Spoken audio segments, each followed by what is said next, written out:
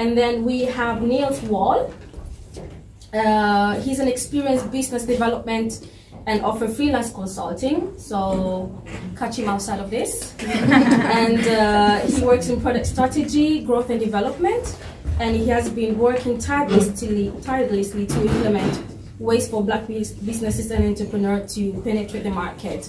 And I know that Niels is very passionate about how big corporations are kind of venturing into some of the traditional Black market, so we'll definitely talk about that. What about you, Niels? I mean, we explored juggling too many, a lot of balls in the air, and being your own project manager. So figuring out being your own accountant, be your own marketing strategies, being your own everything. So how was it for you? It was hell, because I mean. There's a lot of backlogs, not only in Denmark but everywhere. Yeah. You can want to start something, and then you do it, but then there's a backlog somewhere that you can't move forward. So at the time, like Jakelin is saying, that educate yourself, know exactly what you're getting into. Sometimes you can just have an idea like this, but if you don't share it with anybody, you don't talk to anybody, don't even try it out, it's not going to work, because then you're just going to go forward like a donkey, because a donkey just falls down and doesn't care, just want to go there. So, for example, if I went to Nodia as just a consultant, yeah, with within the anti-money laundering and sanctions. I go in there and then I find out that all these backlashes that are there, it's just some points that are put there to stop people from actually getting to the point where they need to be, because there's somebody else who's making the bigger decision. Like, for example, I had this product when I started when I was 18 years old. I think that's the time around when I met with Adam. Sorry. Can you hear me now? Yeah. Yes. So even now, I have a lot of sleepless nights, like last night, where I only get a chance to sleep 1 hour. But the thing of getting into the market and market penetration, I did a lot of research to find out how does a company, for example, like Carlsberg, manage to have so many products and have fingers in each and every country that we live in. For example, even in Africa, they have power there. Why can't I even get just one little percentage? Even if it's 0.5%, that's a lot that you can get. But the challenges that go there, educate yourself.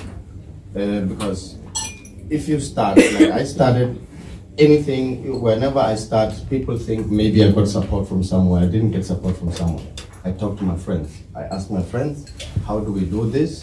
If I know that Jackie is a lawyer, why should I go to some white dude there who's going to cost me 100,000 kronas when I can work with someone who knows me or can understand me and help me with the way forward?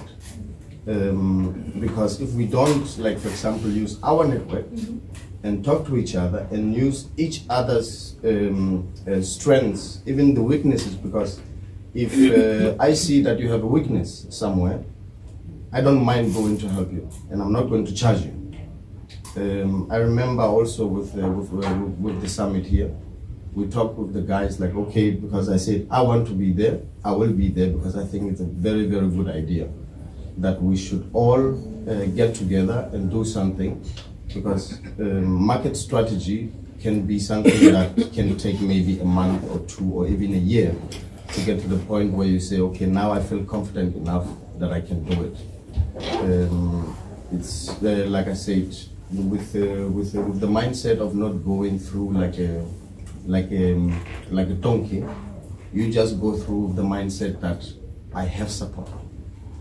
But even though that there's no support there, find it, go there, because it is there. There's no one out there, even whether white or black or something, that when you go and ask them like, hey, how do you make a website, for example? I use this and this and this and this product. Okay, now do I have to spend a lot of time learning this? Because we're living in a digital world now where you can learn everything online or through your friends. So when it comes to marketing, sales and everything, I didn't go to school, I didn't even go to sports school to learn Danish, but I can speak Danish. And at the time, like even now, someone will hire you and then say, but you need to speak Danish fluently. But then when you get in there, you find out that you didn't even need Danish at all. Yeah. It's the first obstacle, I think. Yeah, so the first obstacle is saying that, okay, now I cannot hire you because you don't speak Danish. Fluently. Fluently. Like, what the fuck? How am I going to learn it if you don't give me the chance to do it? Then I say, okay, you don't give me the chance, fine. I'll do it my way, I'll find a way to do it, and we'll just fucking do it. Sorry for my language, but sometimes I think it's best to just be brutally honest about the things that are surrounding us. I actually want to switch gears in a sec because I would like to push the focus on big corporations. We've seen the trend and we've seen how traditional hair care products that have been, you all know about the natural care movement and how some of the big corporations are actually tapping into that market because they know that it's a billion-dollar market. And that is the same can be said about fashion. We have all of the big brands that are actually coming up with their own Ankara fabrics. And so I don't really want to make this about the big guy versus the small guy, but as we are growing, because of our business will not always be forever small or medium, our dream is to take them to the next level. So as we are taking it to the next level, or even as we are in this moment, how do we preserve and how do we compete against big corporations that are trying to get a cut in the market as well? And I want to direct this to Niels, particularly because I know that you are very passionate about that. They all work, the microphones, they all work. They all work now? Yes, all over. For those who didn't hear us. We only have 5 minutes, unfortunately. It's nice to talk, but I'll make it brief.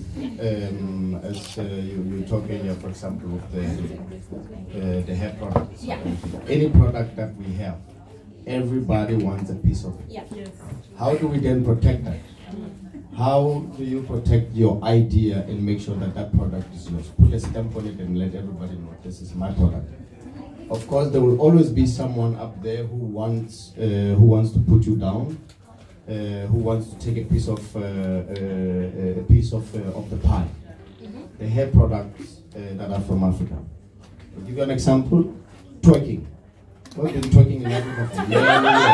Now we have a twerk queen in Denmark who's white. How is that possible? Why are we not twerking? Yeah, but I mean, like, I'm just making you like a small example of something that someone took an idea that they saw in Africa with a woman who's shaking her ass. She came to Denmark and she's making millions out of it. Why? Because we did not take the pride in our product. Yeah.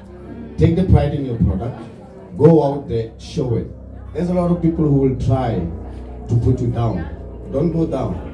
I have fallen down many times. I've had rich people who wanted to take over my product. But I took my step down and said, no fucking way, this is mine, you cannot take it from me. I don't care how bad you talk about me, I know the self within me that I believe in this product. And I believe that us as Africans, we are of course now talking about the issue that we don't network, we don't talk. Let's just get out there and do it. And today, I would like to invite all of you to go to Sydhavn Boxland. We're building a container city with used containers where each and every one of you have an opportunity to come, present your business, and there's opportunities there. Don't be afraid to take it. If you have an idea, own it, write it down, get a strategy, and go forward with it. And there is support there.